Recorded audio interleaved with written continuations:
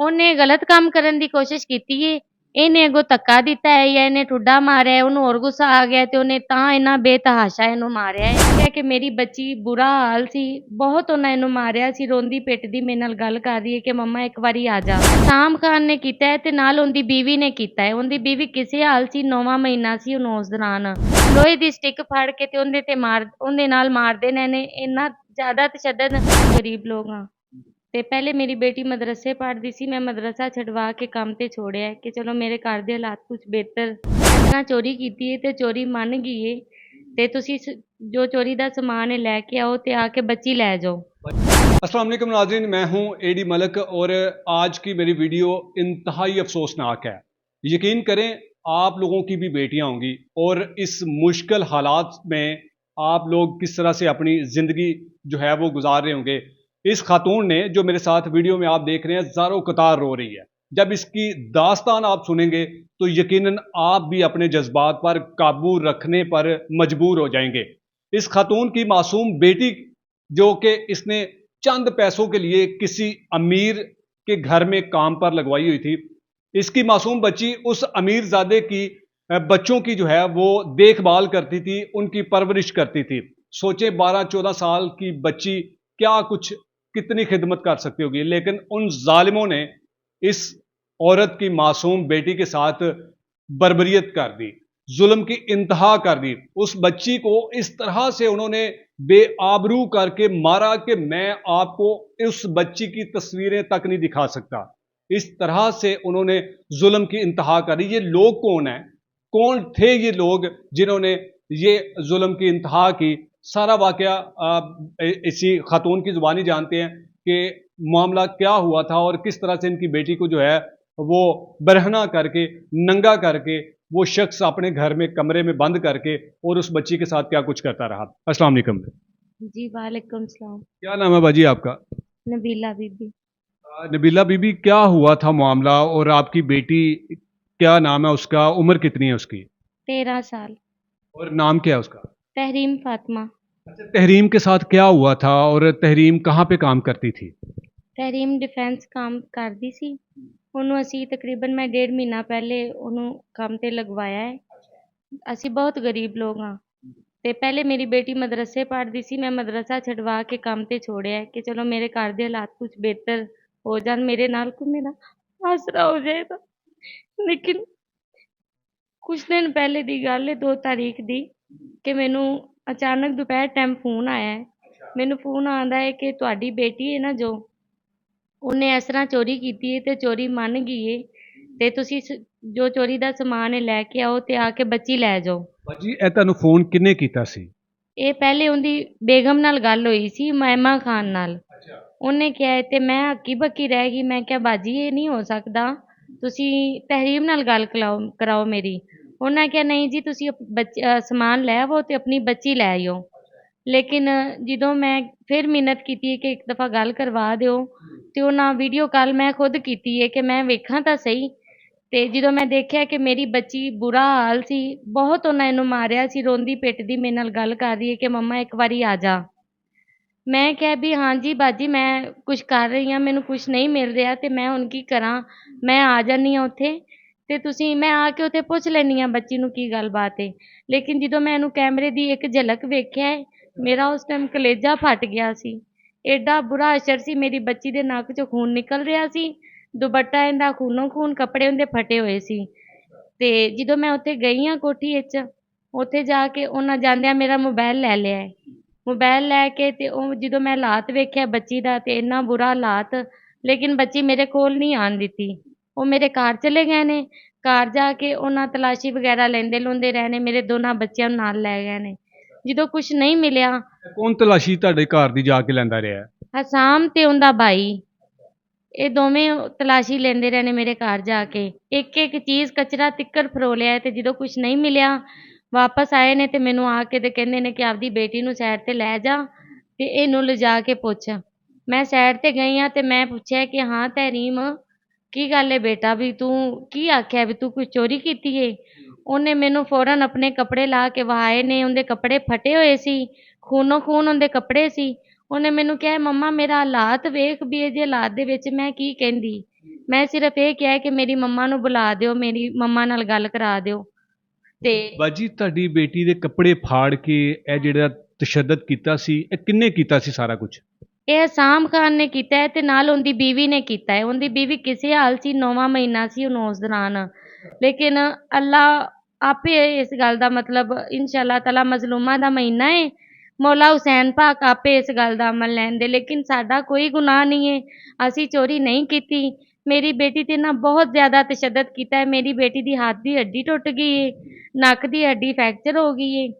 ਬਾਕੀ ਜੋ ਜਿਸਮ ਤੇ ਨਿਸ਼ਾਨਾਤ ਨੇ ਉਹ ਤਾਂ ਮੈਡੀਕਲ 'ਚ ਆ ਚੁੱਕਿਆ ਹੈ।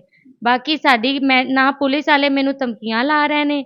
ਮੈਂ ਥਾਣੇ ਜਾਂਦੀ ਹਾਂ ਤੇ ਉੱਥੇ ਮੇਰੀ ਮਤਲਬ ਕੋਈ ਸੁਣਵਾਈ ਨਹੀਂ ਹੋ ਰਹੀ। ਬਾਹਰ ਨਿਕਲੀਦਾ ਹੈ ਤੇ ਧਮਕੀਆਂ ਲਾਉਂਦੇ ਨੇ ਲੋਕ, ਮੈਨੂੰ ਰਸਤੇ 'ਚ ਰੋਕ ਕੇ ਕਹਿੰਦੇ ਨੇ ਕਿ ਇਸ ਤਰ੍ਹਾਂ ਤੂੰ ਆਪਣਾ ਵਾਪਸ ਲੈ ਲੈ ਮੁਕੱਦਮਾ।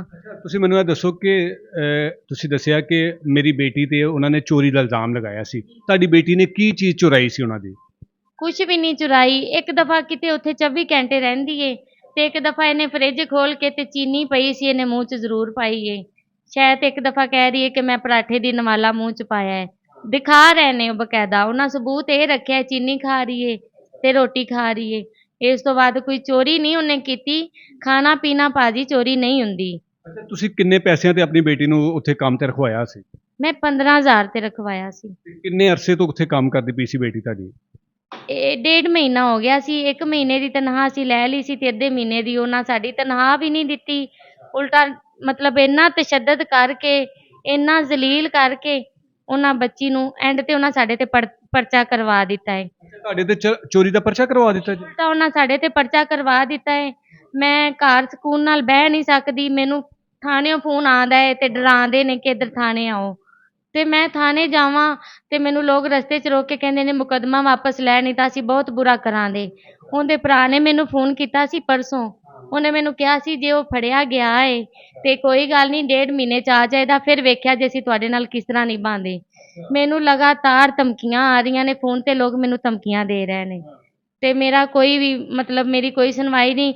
ਮੈਡੀਕਲ ਕੱਲ ਉਹਨਾਂ ਸਾਨੂੰ ਕਿਹਾ ਕਿ ਤੁਹਾਡਾ ਕੰਪਲੀਟ ਹੋ ਗਿਆ ਹੈ, ਆ ਕੇ ਤੁਸੀਂ ਆਪਣੀ ਰਿਪੋਰਟ ਸੁਬਾਹ 10 ਵਜੇ ਲੈ ਜਾਣਾ। ਬੱਚੀ ਨੂੰ ਕਿਸ ਚੀਜ਼ ਦੇ ਨਾਲ ਮਾਰਦੇ ਰਹੇ ਨੇ ਤੇ ਕਿੱਥੇ ਕਿੱਥੇ ਮਾਰਦੇ ਰਹੇ ਨੇ? ਬਹੁਤ ਮੈਂ ਨਹੀਂ ਬਿਆਨ ਕਰ ਸਕਦੀ ਕਿ ਇਹਨੂੰ ਕਿੱਥੇ ਕਿੱਥੇ ਮਾਰਦੇ ਰਹੇ ਨੇ। ਮੈਂ ਇੱਕ ਮਾਂ, ਮੈਂ ਉਸ ਬੱਚੀ ਦੀ ਮਾਂ। ਲੇਕਿਨ ਪਹਿਲੇ ਇੱਕ ਸਟਿਕ ਮਾਰੀ ਏ, ਉਹ ਨਾ ਤੋੜ ਦਿੱਤੀ ਏ। ਦੂਸਰੀ ਲੋਹੇ ਦੀ ਸਟਿਕ ਫੜ ਕੇ ਤੇ ਉਹਦੇ ਨਾਲ ਮਾਰਦੇ ਨੇ। ਇੰਨਾ ਜ਼ਿਆਦਾ ਤਸ਼ੱਦਦ, ਨੱਕ ਦੀ ਹੱਡੀ ਤੇ ਠੁੱਡੇ ਮਾਰੇ ਨੇ। ਫਿਰ ਉਹਨਾਂ ਚੁੱਕ ਤੇ ਲਿਆ ਕੇ ਬਾਜ਼ੂ ਤੋਂ ਪਾਉਂ ਤੋਂ ਖਿੱਚ ਕੇ ਲਿਆ ਕੇ ਬਾਹਰ ਚਲਾ ਕੇ ਮਾਰਿਆ ਏ। ਪਟਕ ਕੇ ਕਹਿੰਦਾ ਹੈ ਆਪਦੀ ਅੰਮੀ ਨੂੰ ਆ ਵੇਖ ਲਓ ਮੰਨ ਗਈ ਜੇ। ਲੇਕਿਨ ਉਹਨੇ ਬੱਚੀ ਨੇ ਤਸ਼ੱਦਦ ਹੁੰਦਾ ਪਿਆ ਸੀ ਤੇ ਉਹਨੇ ਤਾਂ ਮਤਲਬ ਜਦੋਂ ਤੁਸੀਂ ਉੱਥੇ ਗਏ ਬੱਚੀ ਜਿੱਥੇ ਕੰਮ ਕਰਦੀ ਸੀ ਤੇ ਉੱਥੇ ਜਾ ਕੇ ਬੱਚੀ ਨੂੰ ਕਿਸ ਹਾਲਤ ਦੇ ਵਿੱਚ ਦੇਖਿਆ ਸੀ? ਬੱਚੀ ਦੀ ਹਾਲਤ ਉਸ ਟਾਈਮ ਤੇ ਕਿਸ ਤਰ੍ਹਾਂ ਦੀ ਸੀ? ਬੱਚੀ ਦੀ ਬਹੁਤ ਬੁਰੀ ਹਾਲਾਤ ਸੀ। ਮੈਨੂੰ ਇਹ ਲੱਗ ਰਿਹਾ ਸੀ ਕਿ ਹੁਣੇ ਇੱਥੇ ਬੇਹੋਸ਼ ਹੋ ਕੇ ਡਿੱਗ ਜਾਏਗੀ। ਨੱਕ 'ਚੋਂ ਖੂਨ ਨਿਕਲ ਰਿਹਾ ਸੀ, ਕੱਪੜੇ ਫਟੇ ਸੀ, ਸਾਰਾ ਦੁਪੱਟਾ ਖੂਨ ਨਾਲ ਭਰਿਆ ਸੀ। ਬਕਾਇਦਾ ਉਹਨਾਂ ਦੀ ਮੁਲਾਜ਼ਮਾਂ ਵੀ ਇਹਨੂੰ ਕਹਿ ਰਹੀ ਸੀ ਵੀ ਤੇਰਾ ਐਡਾ ਪਤਲਾ ਖੂਨ ਹੈ, ਸਾਰਾ ਅੱਧਾ ਮਤਲਬ ਪੋਂਚਾ ਸਾਰਾ ਪਾਣੀ ਖੂਨ ਨਾਲ ਭਰਿਆ ਗਿਆ ਹੈ। ਇਹ ਉਹਨਾਂ ਦੀ ਮੁਲਾਜ਼ਮਾਂ ਇਹਨੂੰ ਕਹਿ ਰਹੀ ਸੀ ਜਦੋਂ ਉਹਨੇ ਇਹਦਾ ਮੂੰਹ ਧਵਾਉਣ ਲੱਗੀ ਏ। ਬੱਚੀ ਦੇ ਨਾਲ ਕੋਈ ਮਾਲਕ ਨੇ ਕੋਈ ਗਲਤ ਕੰਮ ਤੇ ਨਹੀਂ ਕੋਈ ਕਰਨ ਦੀ ਕੋਸ਼ਿਸ਼ ਕੀਤੀ? ਉਹਨੇ ਗਲਤ ਕੰਮ ਕਰਨ ਦੀ ਕੋਸ਼ਿਸ਼ ਕੀਤੀ ਏ। ਇਹਨੇ ਅੱਗੋਂ ਧੱਕਾ ਦਿੱਤਾ ਹੈ ਜਾਂ ਇਹਨੇ ਠੁੱਡਾ ਮਾਰਿਆ ਹੈ, ਉਹਨੂੰ ਹੋਰ ਗੁੱਸਾ ਆ ਗਿਆ ਤੇ ਉਹਨੇ ਤਾਂ ਇੰਨਾ ਬੇਤਹਾਸ਼ਾ ਇਹਨੂੰ ਮਾਰਿਆ ਹੈ।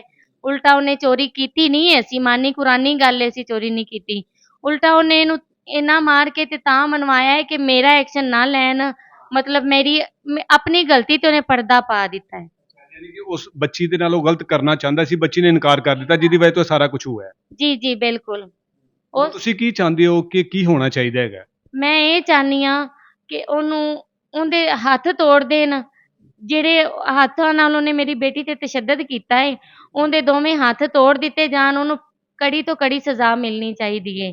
ਇਹ ਮੇਰੀ ਰਿਕਵੈਸਟ ਹੈ ਮਰੀਮ ਨਵਾਜ਼ ਅੱਗੇ, ਜਿਹੜੇ ਵੀ ਹੁਕਮਰਾਨ ਨੇ, ਮੇਰੀ ਉਹਨਾਂ ਅੱਗੇ ਦਰਖਾਸਤ ਹੈ, ਮੇਰੀ ਅਪੀਲ ਹੈ, ਮੇਰੀ ਮਿੰਨਤ ਹੈ। ਮੈਂ ਪੈਰੀਂ ਪੈ ਕੇ ਵੀ ਉਹਨਾਂ ਨੂੰ ਕਿਹਾ ਹੈ ਕਿ ਅਸੀਂ ਚੋਰੀ ਨਹੀਂ ਕੀਤੀ, ਲੇਕਿਨ ਫਿਰ ਵੀ ਉਹਨਾਂ ਸਾਡਾ ਪਰਚਾ ਕਰਵਾ ਦਿੱਤਾ ਹੈ। ਨਾ ਅਸੀਂ ਕਾਰਜ ਬਹਿਣ ਜੋਗੇ ਹਾਂ, ਨਾ ਸਾਨੂੰ ਕੋਈ ਥਾਣੇ ਮਤਲਬ ਧਮਕੀਆਂ ਥਾਣੇ 'ਚੋਂ ਆ ਰਹੀਆਂ ਨੇ, ਨਾ ਅਸੀਂ ਕਿਸੇ। ਉਹ ਜਿਹੜਾ ਮੁਲਜ਼ਮ ਹੈਗਾ ਜਿਹਨੇ ਤੁਹਾਡੀ ਬੇਟੀ ਤੇ ਇਹ ਮਾਰਪੀਟ ਕੀਤੀ, ਉਹਦੇ ਨਾਲ ਗਲਤ ਕੰਮ ਕਰਨ ਦੀ ਕੋਸ਼ਿਸ਼ ਕੀਤੀ, ਉਹ ਹੁਣ ਇਸ ਵਕਤ ਕਿੱਥੇ ਹੈਗਾ? ਮੈਨੂੰ ਸਿਰਫ ਇੱਕ ਤਸਵੀਰ ਆਈ ਹੈ ਕਿ ਮੁਲਜ਼ਮ ਜੀ ਤੁਹਾਡਾ ਫੜਿਆ ਗਿਆ ਹੈ, ਮੈਨੂੰ ਉਹਨਾਂ ਬੁਲਾਇਆ ਹੈ ਕਿ ਦੂਸਰੀ ਪਾਰਟੀ ਆਈ ਹੋਈ ਹੈ ਤੇ ਥਾਣੇ ਆ ਜਾਓ। ਜਦੋਂ ਮੈਂ ਥਾਣੇ ਗਈ ਹਾਂ ਤੇ ਮੈਂ ਜਾਂਦਿਆਂ ਹਵਾਲਾਤ ਦੀ ਤਰਫ ਗਈ ਹਾਂ ਕਿ ਮੈਂ ਇੱਕ ਦਫਾ ਉਹਨੂੰ ਵੇਖ ਤੇ ਕਵਾਂ ਸਹੀ ਵੀ ਵੇਖ ਲੈ ਖੁਦਾ ਦੀ ਲਾਠੀ ਬੇਆਵਾਜ਼ ਏ।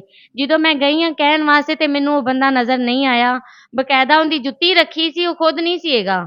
ਮੈਂ 5 ਵਜੇ ਤੋਂ ਲੈ ਕੇ ਉੱਥੇ 9 ਵਜੇ ਤੀਕਰ ਭਾਈਆਂ ਦੇ ਨਾਲ ਉੱਥੇ ਹੀ ਸਾਂ ਥਾਣੇ ਵਿੱਚ ਹੀ, ਲੇਕਿਨ ਉਹ ਬੰਦਾ ਥਾਣੇ ਮੈਨੂੰ ਨਜ਼ਰ ਨਹੀਂ ਆਇਆ।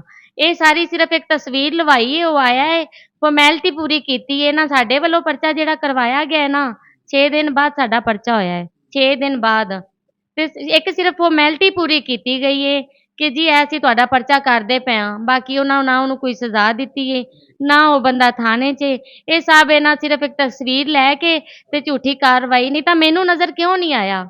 ਮੈਂ ਉੱਥੇ ਗਈ ਹਾਂ, ਮੈਂ ਉਹਨੂੰ ਆਪਦੀ ਅੱਖੀਂ ਵੇਖਦੀ, ਸ਼ਾਇਦ ਮੈਨੂੰ ਥੋੜਾ ਜਿਹਾ ਸਕੂਨ ਆ ਹੀ ਜਾਂਦਾ।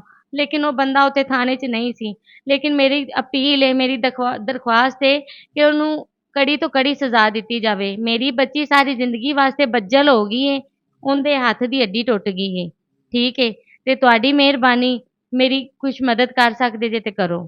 जी बिल्कुल नाज़रीन, आपने सारी गुफ्तगू सुनी कि किस तरह से एक मासूम बच्ची को जो घरों में काम करती थी, हुकूमत की तरफ से इस कदर ज़िंदगी जो है वो तंग कर दी गई है कि अब लोग मजबूर हो चुके हैं कि अपने बच्चों को पढ़ाएं या खिलाएं या फिर क्या करें। अपनी ज़िंदगी इन्होंने आसान बनाने के लिए अपनी मासूम सी बच्ची को किसी के घर पर चंद पैसों के लिए छोड़ दिया। और जो घरों में काम करने वाले बच्चे होते हैं, उनका सिर्फ कसूर ये होता है कि वो गरीब होते हैं। इस मुआशरे में गरीब होना सबसे बड़ा जुर्म है। और तहरीम का भी यही जुर्म था कि वो एक गरीब माँ बाप की बेटी थी, जिस पर इन अमीर ज़ादों ने बेईमाना तशद्दुद का निशाना बनाया। और शायद जो कि इन्होंने खदशा जाहिर किया है, जो कि पुलिस की इंटेरोगेशन में शायद सामने आ जाए, कि उस मुलज़म ने इस बच्ची पर जो चोरी का इल्ज़ाम लगाया, कहीं इस नीयत के बाद तो नहीं लगाया कि उसकी ख्वाहिश जो थी वो उस बच्ची ने पूरा करने से इनकार कर दिया था। अगर ऐसा कोई मामला है तो पुलिस को इसके मुताबिक तफ्तीश करनी चाहिए। और जो कोई भी मुलजमान है जिन्होंने इस कानून को, जिन्होंने अपनी अदालत लगाकर उन्होंने इंसाफ लेने की कोशिश की और ख़ुद ही सज़ा देने की कोशिश की, ऐसे ज़ालिमों को, ऐसे अमीर ज़ादों को चौक चराहे में लाकर खड़ा करके इनको जो है ना वो इबरत का निशान बना देना चाहिए, ताकि आइंदा कोई किसी गरीब की बेटी या बेटा वो किसी इस तरह से जुल्म का शिकार होता हुआ ना नज़र आए। हम कोशिश करेंगे कि उस बच्ची का भी बयान आपके सामने रखें जिसके साथ ये सारा कुछ वाक़या हुआ। अगली वीडियो में आपकी मुलाकात तहरीम से भी करवाएंगे। तब तक के लिए अल्लाह निगहबान।